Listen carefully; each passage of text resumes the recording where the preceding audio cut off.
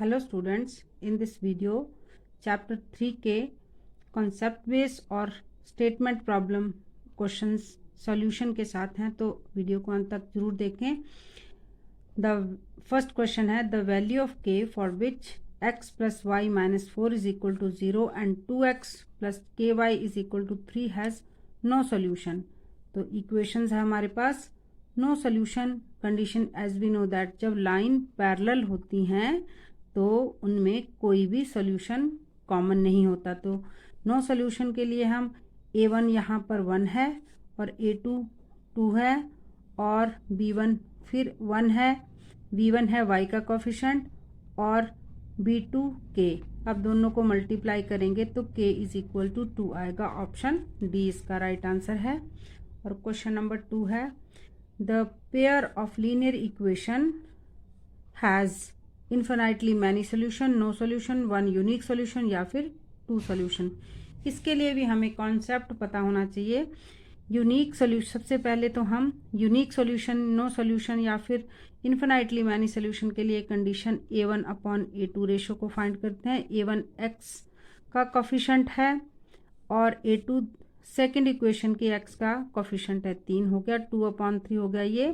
फिर हमारे पास b1 upon b2 हम चेक करेंगे 3 अपॉन 4। अब हमने देखा कि a1 अपॉन a2 और b1 अपॉन b2 की रेशो इक्वल नहीं है, means a1 upon a2 not equal to b1 upon b2 does not is equal to c1 upon c2, क्योंकि c1 4 है, c2 9 है। इस वजह से इस पेयर ऑफ लीनियर इक्वेशन के यूनिक सॉल्यूशन है, तो ऑप्शन 3 इसका राइट आंसर है। अगला क्वेश्चन भी कॉन्सेप्ट बेस्ड है। A system of simultaneous linear equation said to be inconsistent if it has. Inconsistent किसके लिए होता है? जब नो सोल्यूशन होता है। और नो सोल्यूशन कब होता है?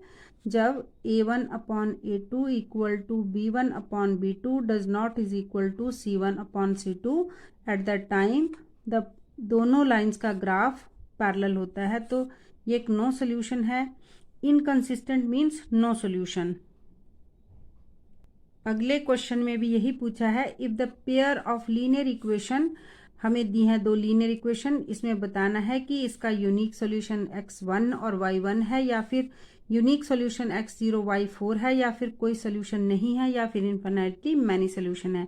तो one and only one way to give the answer to this question is first a1 upon a2 find out करेंगे। a1 यहाँ पे 3 है और a2 यहाँ पर 6 है, तो वैल्यू को सॉल्व करके 1 अपॉन 2 आया। Then b1 upon b2 solve किया।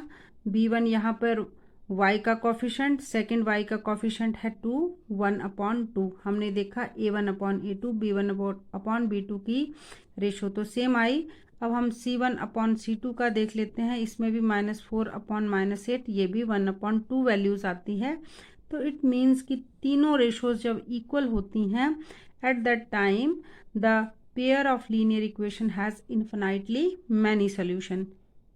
नेक्स्ट क्वेश्चन है the equation ax plus B is equal to 0, cx plus D is equal to 0 है।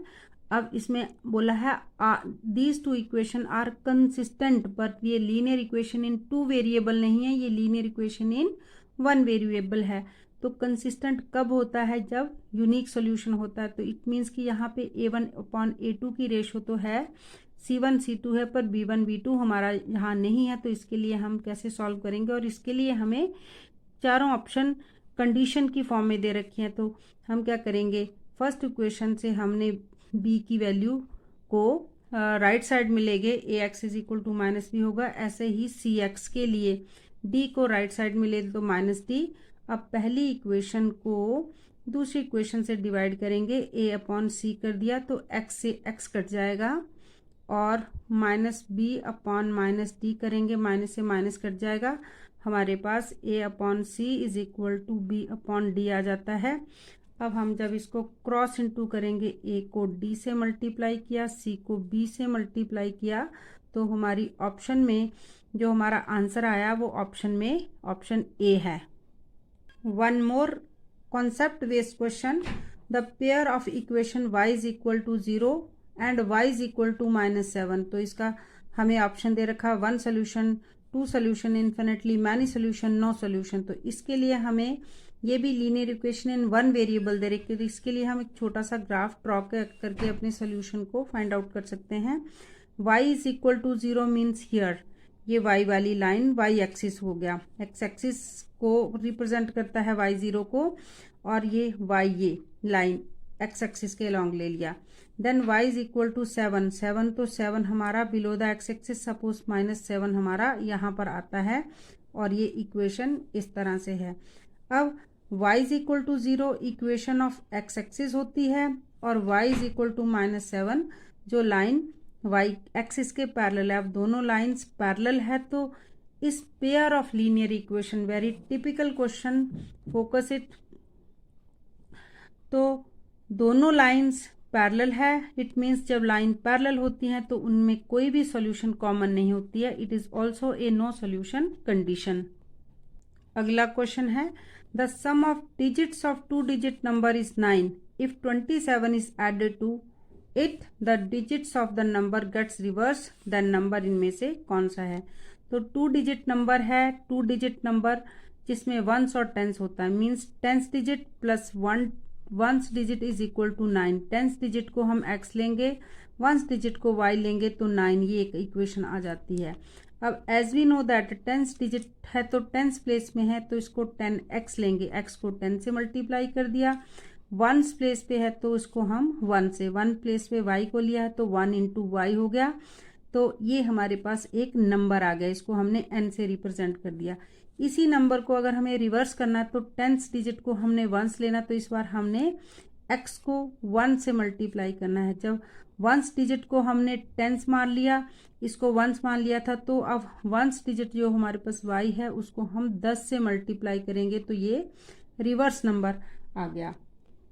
But it is said in the question that if 27 is added to it, it means number, it is here number। अगर बोला n में 27 add कर देते हैं तो ये number rn हो जाता है, मीन्स रिवर्स नंबर हो जाता है। rn से मतलब यहाँ रिवर्स नंबर।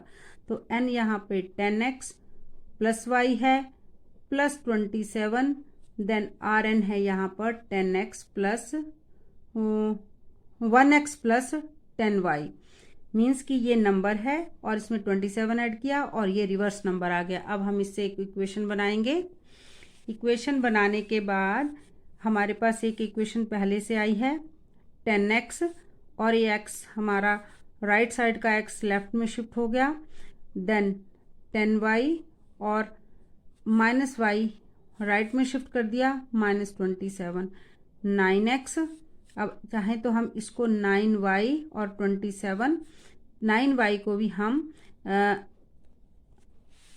लेफ्ट साइड में इसको लाकर एक इक्वेशन की फॉर्म में पूरा रिलेशन बना दिया। अब 9x 9y -27, सब में 9 कॉमन है, तो थ्रू आउट द इक्वेशन 9 को डिवाइड कर दो, x minus Y is equal to -3। अब दूसरी इक्वेशन हमारे पास x माइनस वाई -3 हो गई। तो एक इक्वेशन हमारे पास पहले से आई थी कि x plus Y is equal to 9, x plus Y 9, क्योंकि हमें क्वेश्चन में बोला था कि sum of the digit of 2 digit number is 9, तो first equation x plus Y is equal to 9 था। अब ये दोनों इक्वेशन होगी, दोनों इक्वेशन को हमने एलिमिनेशन मेथड से इसको सॉल्व कर दिया, -x प्लस वाई कैंसिल हो गया, 2x, 9 में से 3 को माइनस किया तो 6, x is equal to 3। x की वैल्यू 3 आई तो इसको नंबर 1 में हमने पुट कर दिया। नंबर 1 में जब हमने इसको पुट किया तो x plus Y is equal to 9, x को हमने 3 ले लिया, plus y is equal to 9, y की वैल्यू 6 आ गई। तो व्हाट नंबर वाज हियर, हमारे पास जो नंबर था दैट वाज 10, हमने लिया था यहाँ x को 10 डिजिट लिया था, तो ये हमारा 10x प्लस y था, और x was here 3 into 10 plus Y 6, तो नंबर हमारा आता है 30 plus 6, n is equal to 36। तो हम अपनी ऑप्शन में देख लेते हैं कि ऑप्शन में फर्स्ट ऑप्शन जो है 36 है, और ये हमारा वेरीफाई भी हो जाता है कि अगर 3 और 6 को ऐड करते हैं तो 9 आंसर आता है। अगला क्वेश्चन है the pair of equation x is equal to a और y is equal to b graphically represent lines which are, जिनमें से ऑप्शन है पैरेलल है, इंटरसेक्टिंग एट BA, कोइंसाइडेंट या फिर इंटरसेक्टिंग। तो हम इसको कैसे एक ग्राफ ड्रॉ करके इसको हम सोल्यूशन को फाइंड कर सकते हैं।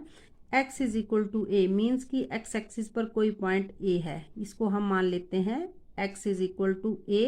तो x से जो लाइन पास होके जाएगी वो पैरेलल टू y एक्सिस होगा।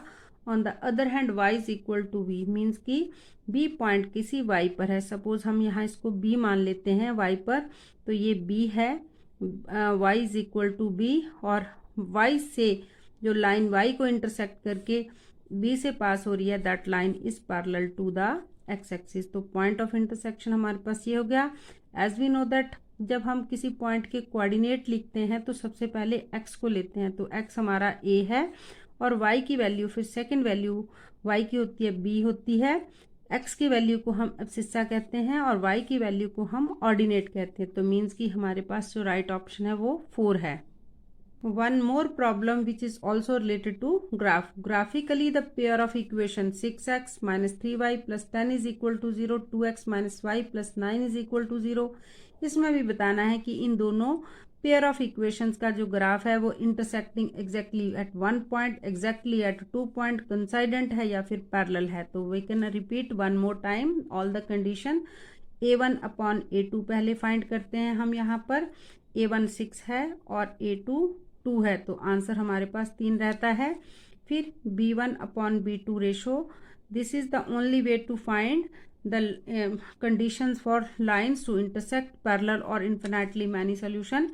b1 upon b2 minus 3 upon b2 भी माइनस 1 है, तो माइनस से माइनस कैंसिल हो गया, ये आ गया हमारे पास b1 अपॉन b2 की रेशो भी इक्वल होगी। Then c1 upon c2 which is 10 upon 9, तो हमारे पास a1 upon a2 b1 upon b2 की रेशो इक्वल है, तो ये कंडीशन बनती है a1 upon e2 is equal to b1 upon b2 does not is equal to c1 upon c2। ये parallel lines के लिए, parallel lines means when there is no solution between the pair of linear equation. तो option हमारा 4 रहेगा इसका। Next one is the problem related to upstream and downstream related problem है। A boat goes 12 kilometer upstream and 40 kilometer downstream in 8 hours. It can go 16 kilometer upstream and 30 kilometer downstream in the same time. Speed of the boat and steam हम दोनों ने find करनी है। हम दोनों speed of boat and steam दोनों ही find करनी है। स्पीड ऑफ बोट को x लेते हैं, स्टीम को y लेते हैं। तो इसके लिए एक हमारे पास सिंपल ट्रिक है। पहला केस है 12 किलोमीटर अपस्ट्रीम, तो 12 अपॉन अपस्ट्रीम को हम u लेंगे और 40 किलोमीटर डाउनस्ट्रीम तो इसको d लेंगे, इक्वल टू 8 कर लिया। एंड सेकेंड 16 किलोमीटर अपस्ट्रीम है तो 32 किलोमीटर डाउनस्ट्रीम, ये भी 8 हुआ। अब हमने क्या किया, इन 12 और 16 का हाईएस्ट कॉमन फैक्टर फाइंड के लिए 12 और 16 का हाईएस्ट कॉमन फैक्टर रहता है 4 और 40 और 32 का हाईएस्ट कॉमन फैक्टर है 8। अब इन दोनों में डाउन स्ट्रीम जो है उनका हाईएस्ट कॉमन फैक्टर ज़्यादा, तो डाउन स्ट्रीम को हम लेंगे 8 और इस 8 की वैल्यू को हम नंबर 1 में पुट कर देंगे। 12 upon U 40 upon 8 is equal to 8 से 40 माइनस कैंसिल किया तो हमारे पास आता है ये 5, और जब 5 इधर माइनस हुआ 8 से तो रह गया 3, और ये वाला 3 12 से कैंसिल हुआ तो 4, मीन्स कि u इज इक्वल टू हमारे पास 4 आ गया है। On the other hand d हमारे पास पहले हमने हाईएस्ट कॉमन फैक्टर से ढूंढा है। डाउन स्ट्रीम 8 है तो x plus Y is equal to 8 है। अपस्ट्रीम हमारा 4 है, means x minus Y is equal to 4 है। अब दोनों को जब हम एलिमिनेशन मेथड से सॉल्व करेंगे तो x प्लस एक्स 2x और ये 8 और ये 4 12 और x की वैल्यू 6 किलोमीटर आ गई बोट की per hour. On the other hand फिर हम अपस्ट्रीम के लिए हमारे पास x हमारे पास आ गया था और x प्लस वाई हमारे पास पहले से 8 था, तो हम यहाँ पे x की वैल्यू को यहाँ पुटअप कर देंगे। x plus Y is equal to 8, 6 plus Y is equal to 8 और y इज इक्वल टू 2। अब हम देखते हैं कि वोट की स्पीड को हमने माना था 6x, तो पहला x हमारे पास स्पीड ऑफ वोट आया है 6 और स्ट्रीम की स्पीड आई है 2, तो ये हमारा पहला ऑप्शन है।